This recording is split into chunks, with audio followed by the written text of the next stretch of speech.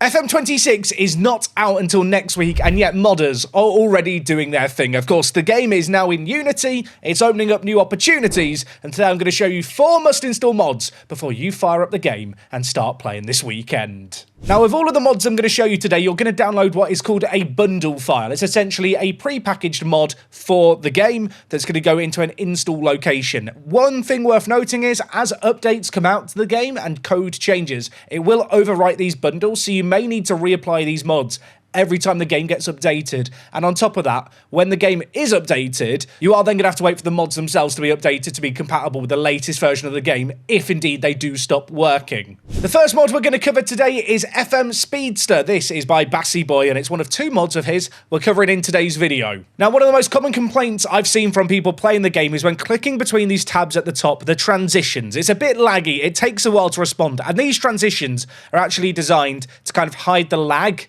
of stuff loading behind the scenes. But the issue is, if you're on a higher end machine, you don't really need these transitions. And well, that is where FM26 Speedster comes in. This is a mod that is going to speed up the loading time between pages. Now, there are 2 different downloads you can do. There is the top one, which is the faster version, and then there is the fastest version, the very fast version. The very fast version has some issues where certain stuff just won't load correctly because it loads the pages too quickly. So I recommend using the top one. Now, I will put links down in the description to the exact location of this folder, but if you are on Windows or Mac playing through Steam, you can just go to Football Manager 26 in your library, go to Properties, then go to Browse where installed files is here. This is then going to bring up your Explorer. You're just going to go to FM Data, StreamingAssets, AA, Standalone Windows. That will have a slightly different name if you're on Mac, but it will say Standalone. I think it's Mac OS X and then 64. And then in here, you can see there is just a load of bundle files.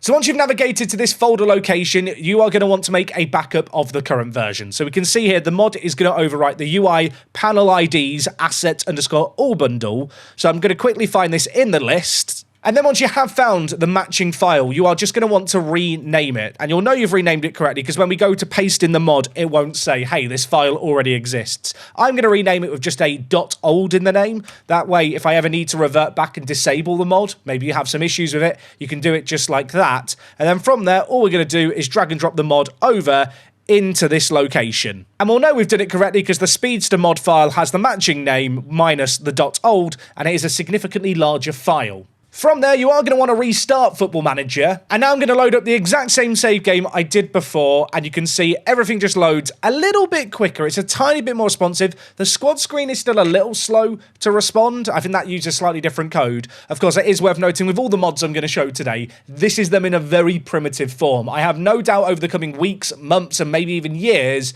the degree of mod sophistication is going to get bigger, and so really today is about showing you here's some of the stuff the community's made come day one. If you do decide you want to try out the very fast version, which as I caveated does have some issues, make sure to remove the -very fast from the file name. So I have just installed the very fast mod just to show you how quickly it does respond, and it is undoubtedly snappier. Like I said, there is a minor issue with it, which is that sometimes when you go to player pages, the attribute panel won't load, and additionally the traits panel doesn't load. It's a minor issue, maybe it doesn't bother you, you can still check player traits by clicking into here, but yeah, just something to be a little bit aware of. Anyway, whilst we're here on Bruno Fernandez's page, I suppose we should talk about the next mod, which is custom attribute colours. Now, of course, historically in Football Manager, we could change the colours on display here. Sadly, that isn't the case yet in FM26, but using mods, we can actually change the colours. One caveat to that, the white value that's used between values of 6 and 10 can't be changed because it's used elsewhere in the game. But all the other colours can be changed. Now again, we are heading to Sort It Out SI for this mod, and this is a mod that you could do really, really simply. Now, if you have already modified the bundle file that's used to change attribute colours,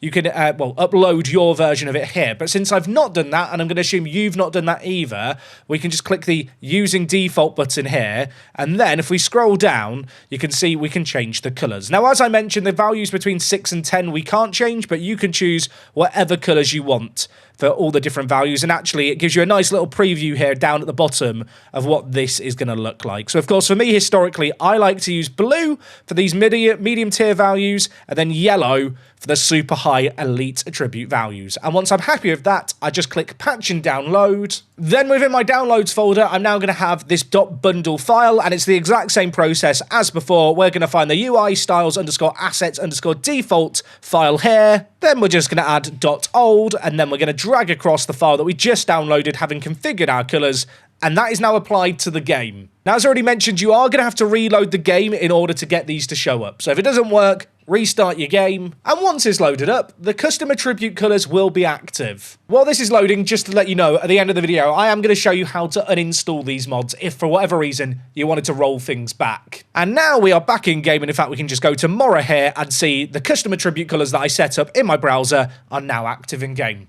Simple as that. The next mod I'm going to show you guys today is one to change your match speed in matches. Of course, in Football Manager, you're limited to a 40 times speed between highlights, and then in terms of what's going on during highlights, there is kind of a limitation. And I know for some people, 1.25 is too slow, 1.75 is too fast. So using these mods today, you can get a middle ground. Over on FM Scout, it's by Arthur Ray, the French content creator, and his little modding team, and they have created a match speed mod. Now, there is this version of the mod, and there's another version of the mod that's available over on FM Korea, but you need an account on FM Korea to download it, which involves giving them your phone number and stuff. And I fully appreciate not everyone wants to give a very random Korean website their personal details.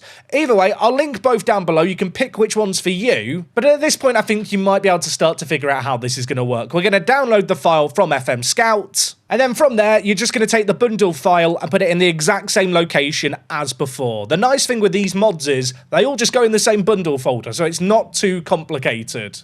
Now, the difference between the Korean mod and the Arthur Ray mod is basically the speeds available. The Arthur Ray mod has a little bit more in the way of variety between kind of 1 and 20. If you want to get games going faster, the Korean mod might be the one for you. And once you've got it installed, nice and simple, get into the game, click on the cog, and here now we can see we've got the match speeds where there is a lot more variety. With the Korean mod, you can go up to 500 times speed between highlights. If you're not on a good PC, that might cause some crashing issues, so you might want it down at 100. And conversely, obviously, for me, I think 1.3 is a nice speed, but if you want a little bit more variety, you want a 1.4 option, the Arthur Ray mod that I linked that's in FM Scout's website is perhaps the one for you. And just to show that this does indeed work, if I just turn these both up to the max, hit play, and we'll see the game plays through quickly. I feel like if you're playing at this speed during highlights, maybe just instant result or so. Bruno Fernandes has got injured. I'll just bring in any old player here, and if we hit confirm, between highlights it goes fast. Admittedly here, the UI's broken.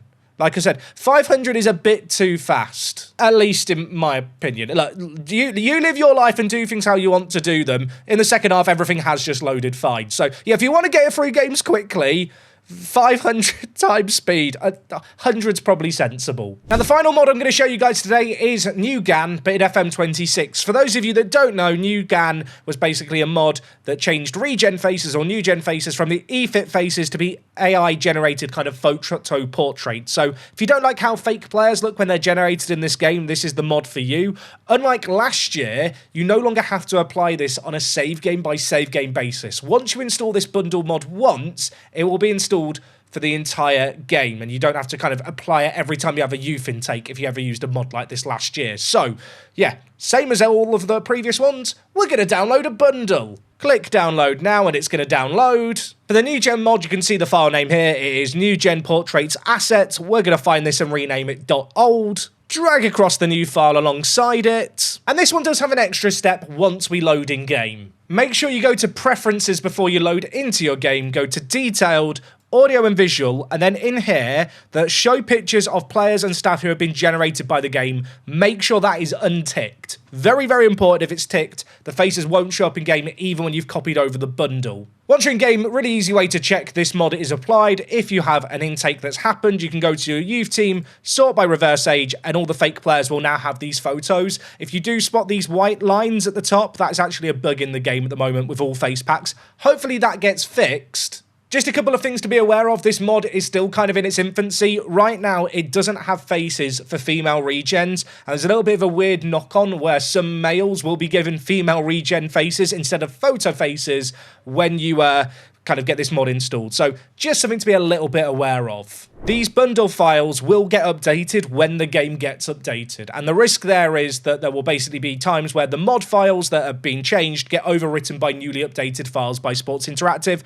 I'd expect it to happen semi-commonly, so if you want to keep on top of your mods, you're going to want to make sure that you're constantly getting the latest updates. Please, once an update's come out and change the mod back to the default, don't just copy and paste the previous mod over. It will probably cause you some issues. And if at any point you find that you're having issues with the mods, you just want to get rid of them all, the easiest thing to do is go to the bundles folder here, select all the bundles, just select the top one and Control A, delete them, and then go to FM26 in your library like we did earlier to get the file location, properties, and then in here, go to installed files, and then just click verify integrity of game files. Essentially, that will re-download any of the files that you deleted, including all the modified files that you've deleted in order to get back the base files.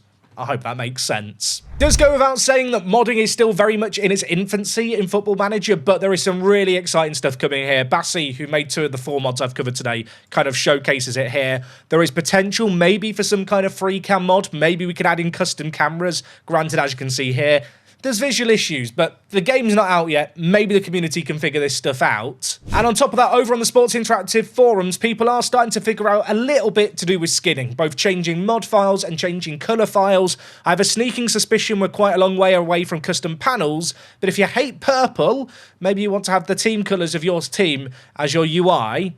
That might be possible sooner rather than later. One thing I've not covered in today's video is custom backgrounds, although that is possible. It is a slightly more complicated and longer process than just dragging and dropping a singular file. If you want to find some information on that, I will link it down below. Besides all of that, make sure to be subscribed for more FM content. Here's me, Jack, and I'll talk to you guys in a bit. I'm out.